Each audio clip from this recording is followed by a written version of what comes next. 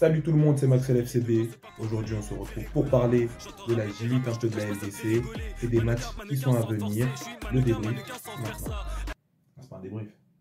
Ouais, c'est pas grave. Opinel Ocho, Opinel hate, ramène qui tu veux, Opinel blesse, agressif comme Mathieu dit blaise. Si je dois le faire, c'est que c'est pour le blé, reste concentré. Donc on va se retrouver encore une fois de plus sur le site de Footmob. Très grand site, il y a tout là-bas, je vous en ai déjà parlé. Et on va rappeler un peu ce qui s'est passé durant la J8 et tout. On va essayer d'analyser un peu ce qui s'est passé, voir qui est passé, voir qui jouait quoi. Et voir un peu les trucs qui vont nous aiguiller pour les matchs à suivre de cette Ligue des Champions. Du coup, on avait Liverpool ici qui a fini premier, Barça 2, Arsenal 3, Inter 4, Atlético 5, Leverkusen 6, Lille 7, Aston Villa 8. Donc, dans les matchs qui ont été joués, on avait Aston Villa qui jouait contre le Celtic. Ça leur a permis d'aller chercher une huitième place ici. Voilà, même si Aston Villa à un moment était à 2-2 à la mi-temps. Donc c'est pas un très beau visage d'Aston Villa. Ici, Barcelone FCB contre Atalanta. L'Atalanta qui, en cas d'égalité ou de défaite, ne pourrait pas rentrer dans le top 8. Ils étaient 7e. Il y avait des clubs derrière. S'ils gagnaient, ils rentraient dans le top 8 et ils les sortaient. C'est ce qui s'est passé. L'Atalanta, du coup, qui est sorti de ce top 8, donc qui jouait quelque chose, voilà, qui jouait le top 8. Malheureusement, ils n'ont pas gagné contre le Barça. Enfin, bien heureusement, encore une fois, encore heureux de notre part. Et une performance assez décevante du Barça qui fait que 2-2, au lieu de taper l'Atalanta ici. Et donc voilà. Leverkusen qui tranquillement a géré son match pour rester tranquillement dans le top 8. Après la défaite contre l'Atlético Madrid, voilà, 2-1. 2-1, très gros match d'Alvarez d'ailleurs. Et l'Atlético Madrid qui avait joué à 10 et qui a quand même réussi à égaliser, à mettre 2-1 à 10. Et ce match avait fini à 10 contre 10 d'ailleurs. Donc un match très violent à Atlético, Leverkusen. En tout cas, c'était un match à ne pas manquer. Et j'espère que vous l'avez vu. Le Bayern qui ici maintient un petit 3-1, qui va aller chercher tranquillement ici son classement ici 12e. Il ne pouvait pas rentrer dans le top 8, je crois. Même s'il fallait que beaucoup de choses se passent. Donc ça, c'est les équipes qui ne pouvaient pas rentrer dans le top 8, mais qui sont allées chercher les plus hautes positions du top 16, enfin en dehors du top 8, pour essayer d'aller toucher des équipes vraiment en dessous. On va les revoir juste après. Dortmund qui a gagné 3-1 au Shakhtar. Là, eux non plus ne peuvent pas rentrer dans le top 8. Ils sont dans des positions, voilà, 10e. C'est très bien pour eux. Je pense que c'est l'équipe la plus faible ici de ce haut de classement. Hein. Si tu veux tomber sur une équipe, franchement, entre toutes ces équipes-là, il y a Milan aussi peut-être. Mais entre Real, quoique il y a le Real aussi. Mais Dortmund, c'est vraiment faible. Donc vraiment, ces deux équipes, Real et Dortmund, c'est vraiment faible. Si vous tombez contre eux, franchement, soyez heureux. Ici, Real-Brest. Bon, le Real a montré qu'ils étaient au-dessus de Brest. Même si Brest est assez sérieux, c'est une équipe assez sérieuse qui donne du fil à retordre au PSG. Il ne faut pas se fier qu'au score du match, mais il faut voir aussi le match, tu vois, il faut le voir. Et certains d'entre vous ne regardent pas les matchs, regardent le score et se disent ah, le PSG a tapé. Mais Brest, c'est une équipe qui donne du fil à retordre quand même au PSG, même si ça finit sur un score assez équivoque.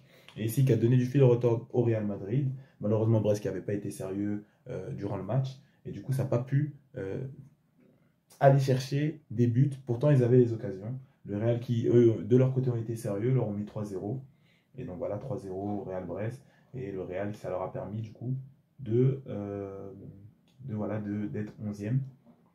Voilà, donc de chercher position honte. Milan qui perd ici, donc voilà, quelle honte. Hein. Milan, ça ne change pas.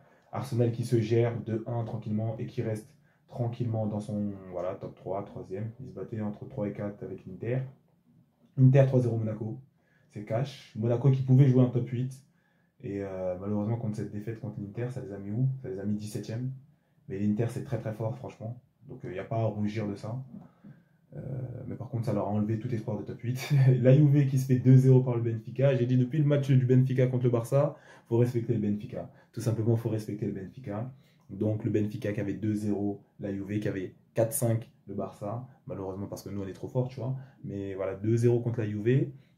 C'était quelque chose que je vous avais dit. Benfica, et je vais donner Benfica gagnant. Benfica, c'est une équipe qui est sérieuse. C'est une équipe qui a mis 4 buts au Barça. Donc ça veut dire, voilà, c'est une équipe qui est sérieuse. 2-0 ici à la Juve. Et voilà, ça montre déjà le caractère peu sérieux de la Juve, qui même en Serie A est peu sérieuse, même s'ils sont dans le top 4 encore une fois. Lille 6-1 Feyenoord, ça c'est la grosse surprise du jour. Lille qui rentre tranquillement dans ce top 8, mérité totalement. 6-1 contre le Feyenoord. Feyenoord, qu'on rappelle, ils sont où le Feyenoord? Ils sont ici. Le Feyenoord qui avait mis 3-0 au Bayern. Donc on était très surpris. On se disait Lille-Feyenoord, ça allait être un gros match, une rencontre serrée plutôt. Et Lille vraiment a dégommé le Feyenoord. Voilà, donc 6-1. Voilà, ils sont rentrés dans, dans le top 8. Tranquillement, ils méritent. Ils vont pouvoir aller se reposer pendant que les gens vont aller se la tuer. Et voilà, le Feyenoord qui, quand même, hein, a des victoires ici. Bon, Prague, 3-0 le Bayern, tu vois, mais c'est quelque chose quand même d'un minimum impressionnant. Et donc voilà, on était très choqués. Tout le monde était choqué de voir ça. 6-1, c'était très choqué. Manchester City qui s'est fait peur face à Bruges encore une fois. Manchester City qui jouait pour sa survie. Voilà, ils sont passés 22e, ils étaient 25e, 26e. Devaient gagner à tout prix. Ils jouaient pour leur survie. Il y avait 1-1 à la mi-temps. Les supporters de City n'étaient vraiment pas très sereins. Et voilà, 3-1, bon, ils se sont gérés dans la deuxième mi-temps. Ça doit être sûrement le pressing, ça doit être sûrement l'intensité vraiment qui est supérieure à Club Bruges, hein. Et voilà, du coup 3-1, même s'ils se sont fait peur, ils ont réussi à se qualifier. Nous, on voulait qu'ils perdent, ils se sont qualifiés, voilà, c'est la vie. Aussi, haute surprise, mais pas tant que ça. Liverpool qui a envoyé son équipe B face au PSV. Liverpool qui était sur 7 victoires d'affilée. Liverpool qui était premier. Liverpool qui perd face au PSV. 3-2 avec son équipe B, même si Liverpool aurait peut-être voulu au moins une égalité, une victoire, pour montrer quand même une certaine hégémonie. Liverpool ici qui va perdre 3-2 ici face au PSV. PSV qui, voilà, PSV qui fait des bonnes rencontres, hein. Le PSV c'est 14e, le PSG c'est une petite victoire contre Shakhtar, c'est 4-0 Giron, c'est voilà, c'est des victoires voilà, contre Liverpool, tu vois. Donc le PSV c'est quand même un minimum sérieux, et c'est 1-1 face au PSG aussi, donc voilà. Et ici 3-2 Liverpool, donc bien joué à eux, équipe B ou pas, tu vois, eux ils sont partis, c'était un match à gagner, ils l'ont gagné. Les 5 buts ont été marqués en première mi-temps, donc ça c'était une rencontre vraiment explosive. J'ai la rage d'avoir regardé que la deuxième mi-temps de cette rencontre. J'aurais bien aimé regarder la première mi-temps parce que vraiment c'était une très grosse rencontre. Ici 4-1 Salzbourg, aucune surprise. L'Atlético qui jouait bien depuis un certain temps et qui avait d'ailleurs gagné à 10 contre 11 contre Leverkusen, donc ici c'est quelque chose de logique. Sporting Bologne 1-1, ça ne nous intéresse pas trop. Sturm Graz Leipzig, Leipzig qui perd encore, hein, donc Leipzig vraiment ici dans le fond. Ils ont eu une victoire contre le Sporting, mais ils sont dans le fond, hein. Bon, ils jouaient rien, ils ont 3 points. Ils savent qu'ils ne pouvaient pas se qualifier, et puis voilà. PSG Stuttgart, alors surprenant de voir, parce que c'est le premier match de l'éveil du PSG, j'ai envie de dire, de cette deuxième partie, cette montée en puissance du PSG. C'est là-bas, je pense, ça se joue aussi contre City. Ça se joue contre City, après les 2 buts que le PSG a pris face à City. Il y a eu un éveil, il y a eu une prise de conscience, j'ai envie de dire. Et du coup, 4-1 Stuttgart. On ne s'attendait pas à un truc aussi salé, tu vois. C'est la vérité, moi-même, je n'avais pas prévu ça. J'avais peut-être vu, parce qu'en fait, Stuttgart et le PSG étaient dans la même situation. Donc le PSG était ici 24e, Stuttgart était 25e. Non, le PSG était plutôt ici 22e et Stuttgart était 25e ou 24e. Les deux jouaient. Le gagnant continuait en haut, le perdant descendait. Donc les deux jouaient vraiment, les deux avaient 10 et 11 points, ou 10 et 10 points. Les deux jouaient pour la survie. C'est un match de la survie encore une fois. Le PSG n'a pas rigolé, tu vois. Ils avaient rigolé un peu contre City, ils ont pris 2 buts, ils leur ont mis 4 en 35 minutes. Là, contre Stuttgart, ça s'est vu dès le début. Et donc c'était assez surprenant de voir le PSG sérieux dès le début d'un match, qui n'a pas besoin d'une mi-temps pour démarrer. Et donc voilà, le PSG est en pente haute actuellement. Toutes mes félicitations, ça fait plaisir. Et donc voilà, le PSG ici qui avait 4-1 Stuttgart, qui avait montré qu'ils veulent continuer la compétition. Et Stuttgart, voilà, qui du coup s'est fait éliminer, comme vous pouvez le voir ici, qui ont fini 26e. Et après, ici, ce match-là, on s'en fiche. Du coup, ça, c'est le classement, du coup. Stuttgart est éliminé. En équipe marquante éliminée, il y a Gijon aussi. Leipzig. Tout ça, Leipzig, c'est dans le top 5 de la Bundesliga, donc c'est étonnant. Stuttgart, c'est dans le top 6. Gijon, c'était très fort l'année précédente. Donc, un peu décevant de les voir ici. Ça, c'est pour les équipes, voilà, bon, les surprises des équipes éliminées. En équipe qui a eu chaud, on peut ranger Manchester City. Manchester City qui a eu très chaud, qui s'est qualifié au dernier match, voilà, qui a perdu ici contre le PSG, qui a perdu contre la Juve, qui a draw ici contre le Feyenoord, alors qu'ils menaient 3-0, ils sont pris 3 buts en 8 minutes, un truc comme ça, en 9 minutes, qui s'est fait 4-1 par ce Sporting, donc c'est des défaites vraiment lourdes, hein, c'est salé, hein. Le parcours de City, il est affreux, et donc tu les vois à 22e, mais c'est vraiment à l'image de leurs 5 derniers matchs, tu vois, et la chance a été de tomber contre Bruges, pour se permettre de qualifier, mais Tu comprends que s'ils tombent contre une équipe un peu plus sérieuse que Bruges, qui, voilà, ici, c'est une équipe qui aurait pu être éliminée hein, totalement.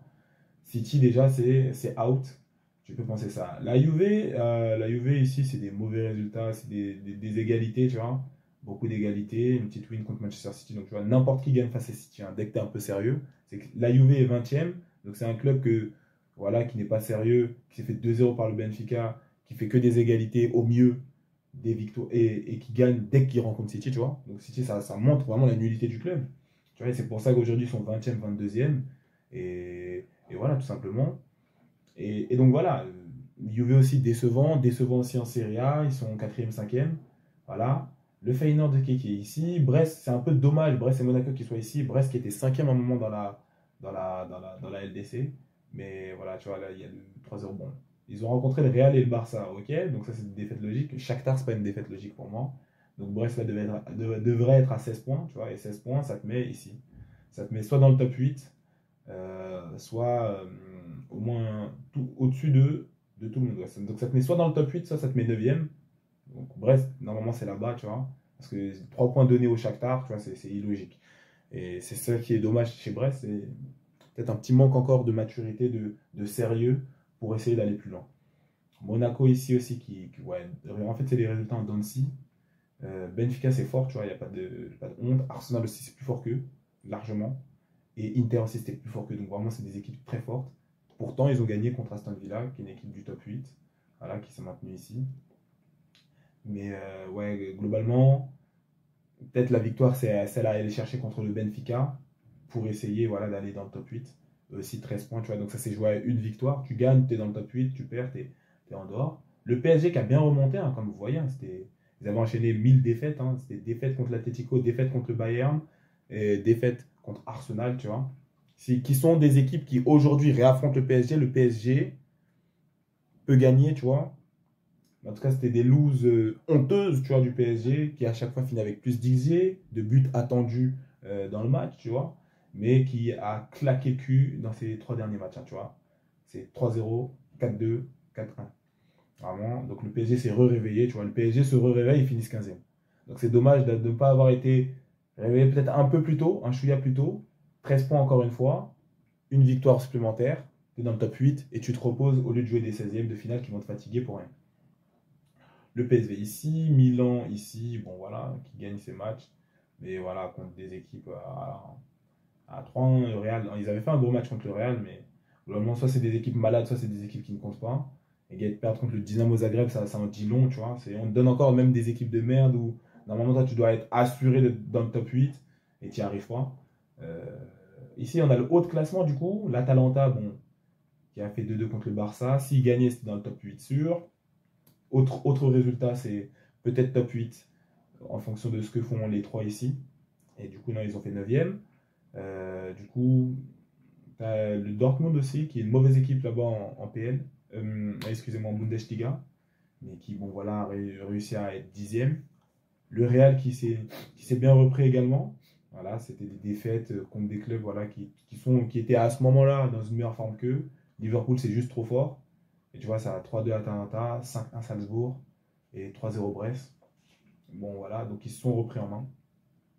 Globalement, dans le top 8, les équipes qui méritent pas l'équipe qui ne mérite pas d'être là, c'est Aston Villa, qui a des résultats en dents de scie, tu vois, mais qui se rattrape. Mais voilà, c'est contre aucune équipe sérieuse, tu vois. C'est le Leipzig, c'est le dernier. Dès que ça a joué contre la Juve, c'est égalité. Ils ont perdu contre Bruges, tu vois ou pas. Ils ont perdu contre Monaco. Ils ont gagné 4-2 au Celtic. Tu vois, c'est une équipe qui, globalement, c'est la seule équipe qui ne mérite pas d'être là. Lille mérite d'être là. Lille a prouvé, tu vois. Lille a ses résultats assez réguliers. Se battre 2-1 par Liverpool en jouant à 10 contre 11, ben, c'est très honorable. Les Leverkusen aussi méritent d'être là. L'Atlético aussi. Voilà, toutes ces équipes ici méritent d'être là. Liverpool, voilà, impérial. Petite tâche au tableau. Mais en tout cas, globalement, c'est ça le top 8. Et du coup, on a débriefé un peu les derniers matchs. Donc ça, c'est les matchs qu'il y a eu. Là, du coup, on a le bracket. Voilà, on a le bracket avec les prochains matchs. Du coup, on a un Brest PSG, Juve PSV, Manchester Real, Sporting Borussia. Voilà. Voilà, donc c'est ici qui vont être joués le 11. Voilà. Et le 12, du coup, le lendemain, tu as un Bruges-Atalanta, un Celtic-Bayern, un Feyenoord-Milan et un Monaco-Benfica. Donc, pour parler plus précisément de cet arbre de la LDC, je vais vous laisser avec l'invité que vous connaissez déjà. Mon gars, c'est à toi. Donc voilà, pour ce qui va être de ma partie, nous on va essayer d'analyser un peu ce bracket-là, ces 16e, ces 8e de finale-là. On va pas aller trop loin, parce que comme vous pouvez le voir, on le mettra à l'écran, on peut pas aller trop loin au niveau de l'analyse. Mais déjà, en commençant par pronostiquer, donner un peu mon avis, mes perspectives, mes expectations par rapport au 16e et au 8e, je pense que ce sera déjà pas mal. Des 8e, donc des 16e qui auront lieu là déjà le 11 et le 12. Et après on enchaîne sur la semaine suivante directement le 18 et le 19 si je ne me trompe pas. J'ai dit ça tout de suite, hein, mais normalement c'est ça, les retours seront la semaine prochaine. Donc il n'y aura pas de souci par rapport à ça. Donc au niveau des matchs, donc on aura, je vais d'abord pêle-mêle vous débroussailler un peu ça. On aura du Brest-Paris, du Bruges-Atalanta, City-Real, Juve-PSV, Monaco-Benfica, Sporting Dortmund, Celtic-Bayern Munich et Feyenoord-Milan. Qu'est-ce que j'attends? Qu'est-ce que je vois? Je pense que premièrement sur ce Brest-Paris, ça va être compliqué pour Brest. On l'a vu, Paris qui est en très bonne forme. C'est vrai que déjà sur mon TikTok, ça fait longtemps que je n'ai pas parlé du PSG. Mais bon là, je pense que je vais partir sur un nouveau contenu. Donc on verra un peu par la suite. Mais je suis en train de réfléchir un peu sur mon TikTok, etc. Je pense que je vais aller sur un nouveau contenu. Parce que là, je faisais que des débriefs, etc. Donc on verra. Mais en tout cas, pour ce qui est de Paris, là, c'est très fort. Ça prend beaucoup d'automatisme. Ça fonctionne bien. Tu as rajouté un sac Vara qui est arrivé cet hiver. On va pas se mentir les gars, ça m'étonnerait pas que Paris... Je vais pas utiliser des mots que tout le monde utilise sur les réseaux sociaux, comme TAP, etc. Mais Paris, je pense qu'aller-retour, ils vont remporter leur match, ça va être dur pour Brest, ça va être dur. Peut-être là-bas, comme on dit à l'extérieur, même si ça va pas jouer à Brest, mais au Rotorua, à Guingamp. Parce que Brest n'est pas habilité, leur stade n'est pas habilité, le stade Francis Leblay n'est pas habilité pour recevoir des matchs de Champions, on le sait. Ça va être dur. Donc en tout cas, moi je vois Paris passer, hein. On va pas s'éterniser, ça va être dur pour Brest. Je vois Paris passer. Sur un Bruges-Atalanta, je vois l'Atalanta passer, hein. L'Atalanta qui est en bonne forme avec ce Retegui-là qui a mis un quadruplé ce week-end, si je ne me trompe pas, qui a le meilleur buteur de Serie A, qui a 20 buts. Et tout ça pour dire, je ne sais pas s'il y a le retour de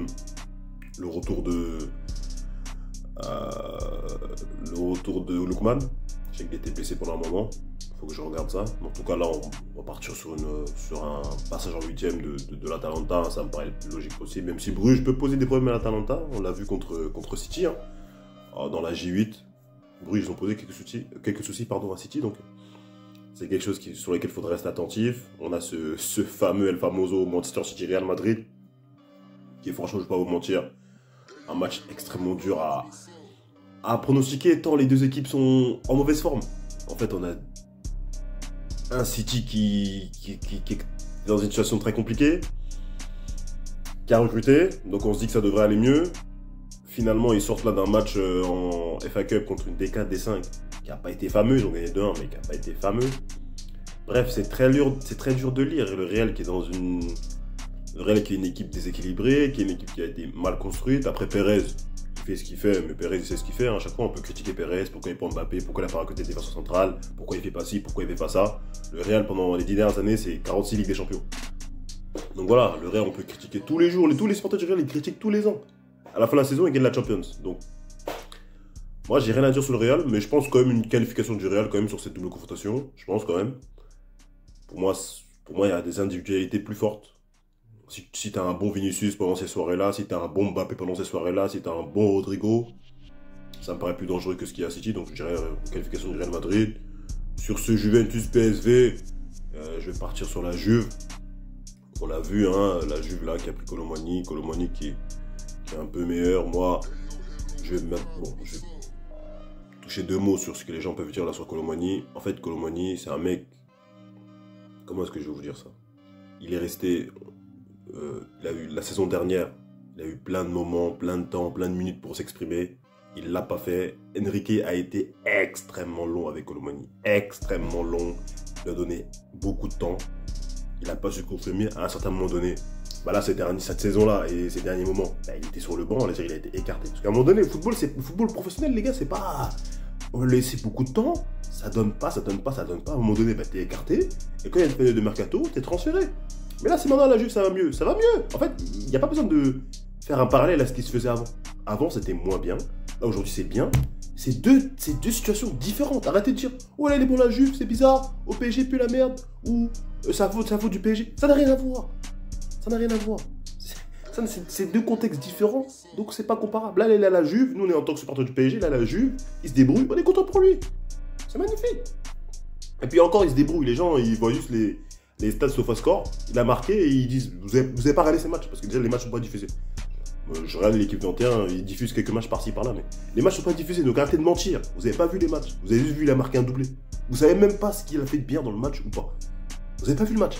Donc moi j'ai vu qu'il a marqué, très bien. Je sais pas s'il est moins bon ou meilleur qu'au PSG, j'ai pas vu ces matchs. Donc déjà arrêtez de trop parler, regardez les matchs déjà. On a un problème dans le football mondial aujourd'hui, c'est que les gens regardent pas les matchs et ils parlent. Regarde les matchs. Si tu as regardé les matchs, tu peux critiquer. Si tu n'as pas regardé les matchs, tu te tais. Tu n'as pas regardé. Donc, ça c'est une chose. Donc, qualification de la Juventus pour moi sur ce match-là. Même si le PSV pourra poser des gros problèmes à la Juventus. Mais je vois une qualification quand même de la Juve. Monaco-Benfica.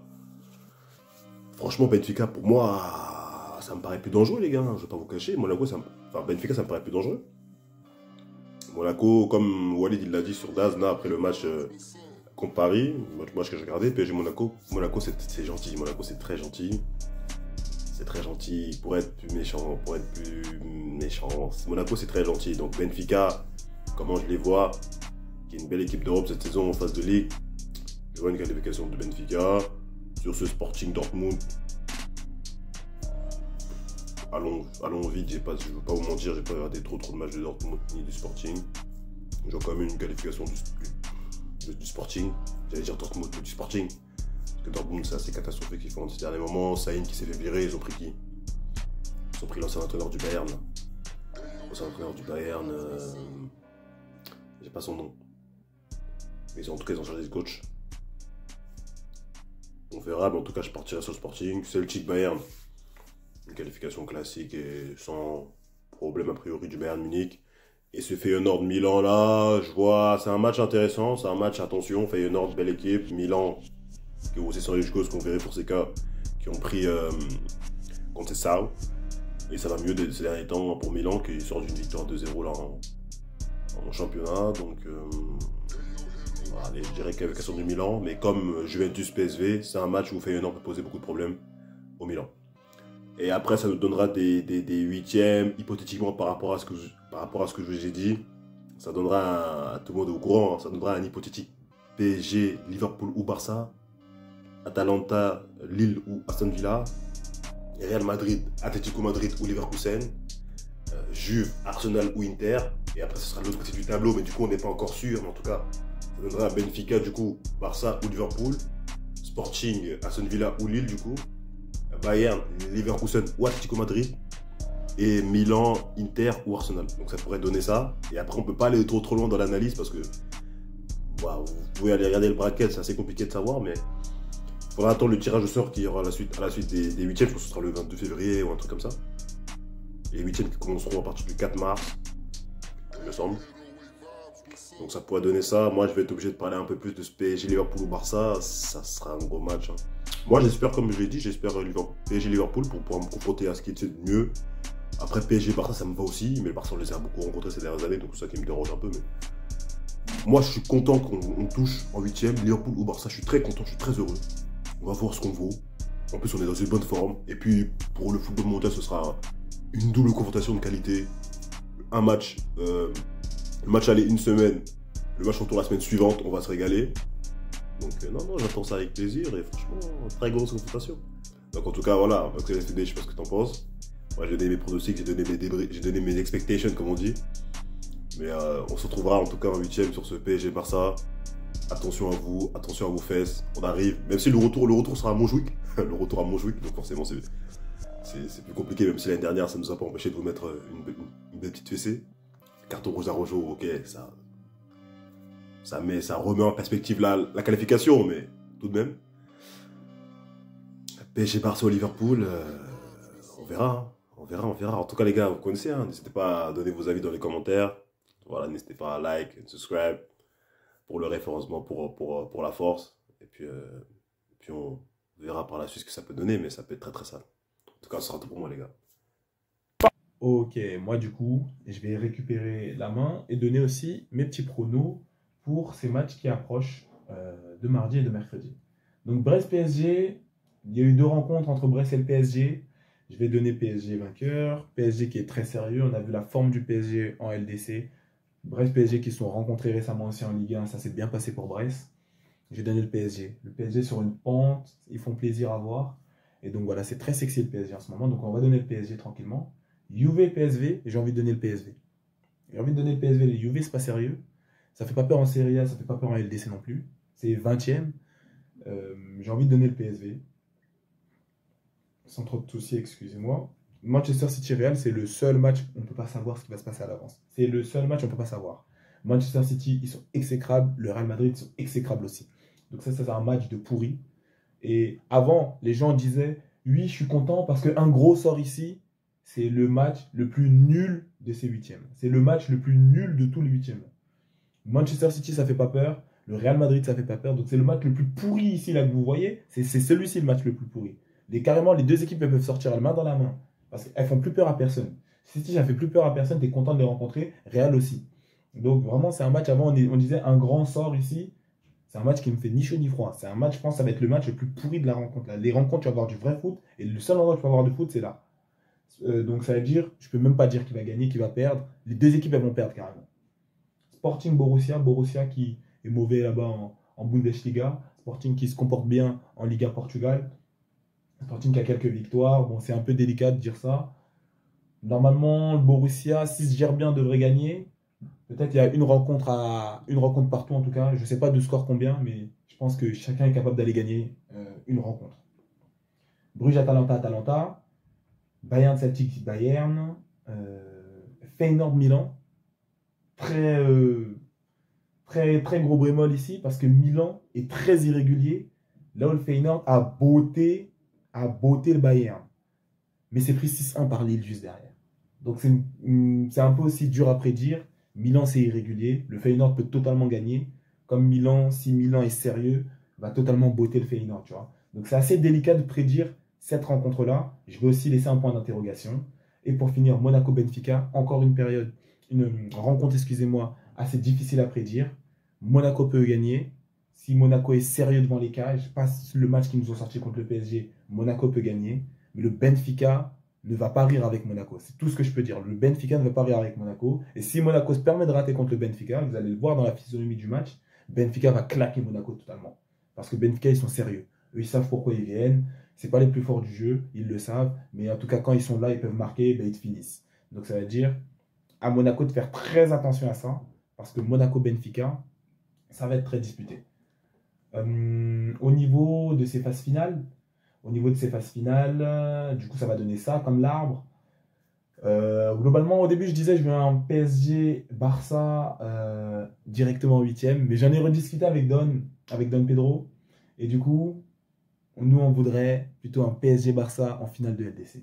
C'est totalement possible, mais il faudrait pour le PSG battre Brest et passer Liverpool. Et ça, c'est un gros choc. Et de l'autre côté, ben, en fait, soit ici, il se la tue et voilà, il passe un Liverpool, ou sinon, il rencontre directement un Barça, on voit ce qui se passe là-bas. Soit le Barça serait de l'autre côté, du coup, nous, on toucherait soit un Benfica, soit un Monaco. Et du coup, de là, globalement, parce qu'il y a vraiment tout l'effort, j'ai l'impression c'est un peu là-bas, hein, parce que Leverkusen ou Arsenal, et de l'autre côté Atlético ou Inter, c'est vraiment fort. Cette deuxième partie de tableau, la demi-finale, celui que tu vas toucher en demi-finale, ça sera vraiment fort. Mais globalement, en tout cas, c'est ça. Et donc, on a prédit les matchs à gauche. Nous, on voudrait un PSG-Barça en finale. Moi, je pense que ça serait la meilleure chose. Si c'est en 8e, c'est en 8e, c'est comme ça. Mais si c'est en finale, vraiment, nous, on vous attend.